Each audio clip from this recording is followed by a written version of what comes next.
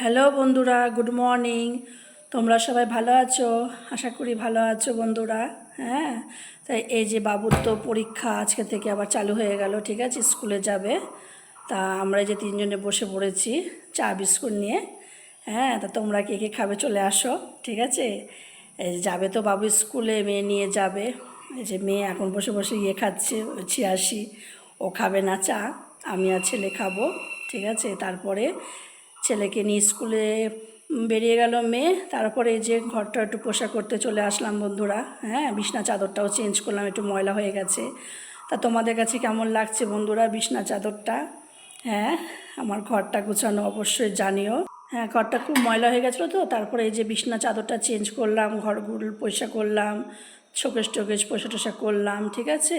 তারপরে বন্ধুরা এই যে বাবু স্কুল থেকে চলে আসবে, রান্না বান্না করতে হবে। চলো, ভালো লাগলে অবশ্যই লাইক করো, কমেন্ট